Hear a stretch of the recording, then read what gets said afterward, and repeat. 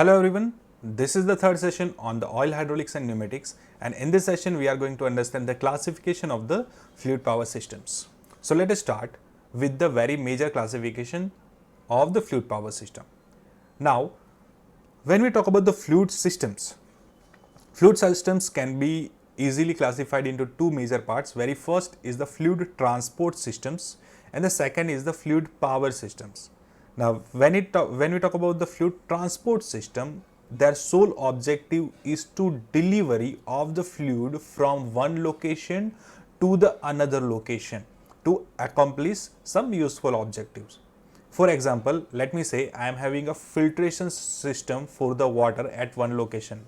Over here, let me say I am having a point of the filtration system. Now I am having numbers of houses. Okay, now I need to transfer fluid from my filtration station to these houses. So what I will do, I will just add some transportation lines using the pipes. Now this transportation line will also include some of the major equipments that are helpful to control the system. Like I will be having the pump at the first end, I will be having the various controlling devices at various locations. Okay, now all these things together are basically known as the fluid transportation system. Okay, the second example can be the CNG and the PNG station that we are using as of now. Okay, the PNG, the pipe natural gas, is actually starting from one end and it is coming to each and every home which is having the PNG connection, pipe natural gas connection. In the same way, the CNG lines. Okay, so these are the basic examples of the fluid transportation systems. Its sole objective is to transfer the fluid from one location to another location. It may be pressurizing the fluid, it may be increasing the velocity of the fluid. There are numbers of ways to achieve this kind of things.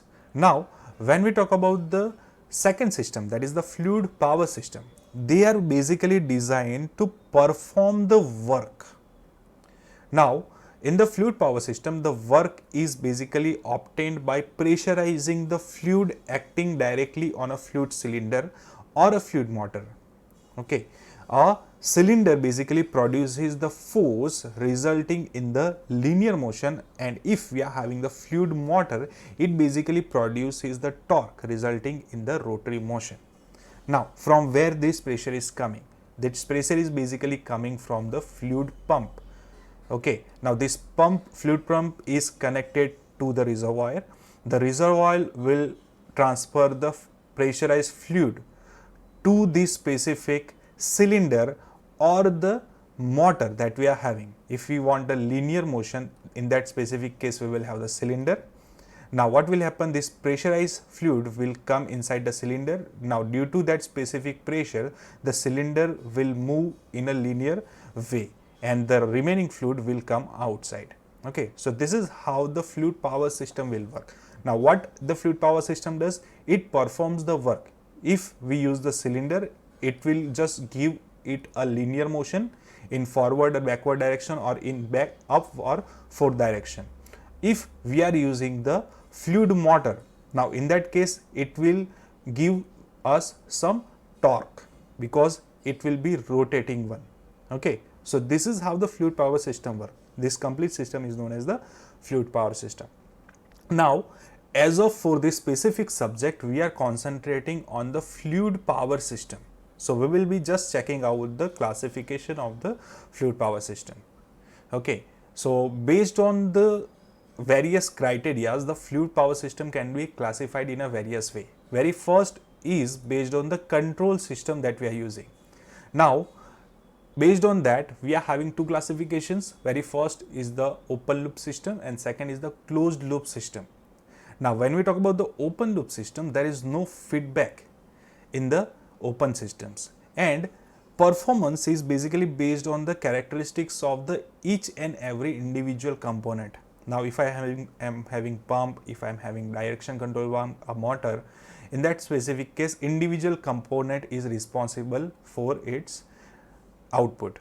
Okay, now when we talk about the accuracy, it is not that much accurate compared to the closed loop system, but the system is simple and further you have to calibrate it properly to work in a proper way. Now the another system is the closed loop system. It basically uses the feedback system. So they are using the feedback to reduce the error that is caused in the actual output of the system by changing the input or by doing it some in other ways. So it is basically helpful to get the more accuracy to the system, but at the same time it is somewhat complex. So let us give, or say let us take one of the basic example for the open loop and the closed loop system. So this is the first example of the open loop hydraulic circuit. Now if you observe, this is my oil tank from where the oil is going in the pump. The pump will pressurize the oil, it is going in the direction control valve, and through the direction control valve it is going in the motor. Now the motor will get the energy from this oil and it will rotate. Now let me say it is rotating at 200 rpm. We want to rotate this motor at 200 rpm. Okay. Now in this specific case, we have to manually check whether the motor is rotating at 200 rpm or not. Okay. And based on that, if it is not rotating at 200 rpm, we have to change the rotation of the pump, or say we have to change the energy that is available within the pump. Okay. And then based on that, we have to adjust the motor rotations, and further the fluid will go, or say it will return to the oil tank. This is the basic open loop hydraulic circuit. Now if I want to convert it into closed loop circuit, I have to add some of the basic components to create it a closed loop circuit. So first of all, if you observe, the pumps and motor are now connected. The pressurized oil is going into the motor directly, and the returning oil, which is the low pressure oil, is actually returning to the pump directly. Okay. Now if I want to calibrate this one, the oil tank, if I am having a less oil, in that case the oil tank will come over here. It is basically controlling this specific pump. Okay. And then after, if the oil is required, in that case the oil can go at the higher pressure side or at the lower pressure side, and further if it is not required, then after it, with the help of this specific mechanism, the extra oil can come further to the oil tank. So this is the complete closed loop system, a more complex system. But if I want to keep my motor rotating at 200 rpm, in that specific case the system will take the feedback from the motor, and based on that it will continuously keep helping the motor to rotate at 200 rpms. So this is the advantage of the closed loop system. Okay. And from the figure you can see that the open loop system is basically a very simple system. When it comes to the closed loop system, it looks more complex, as well as more devices are also used in the closed loop system. So it actually costs more. The second classification is actually based on the type of control that we are having.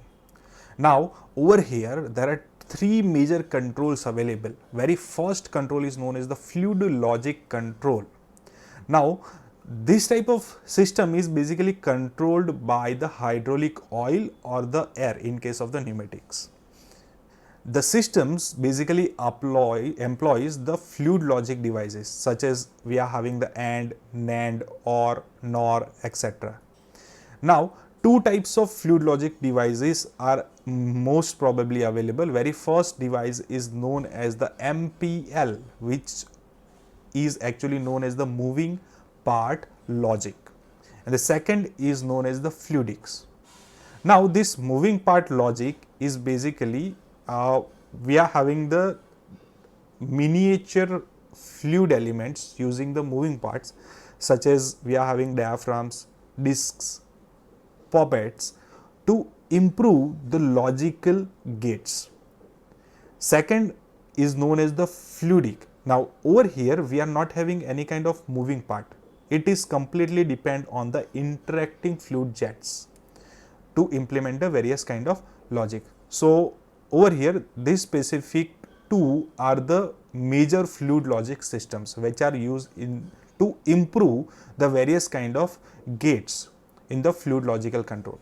The second category is the electrical control.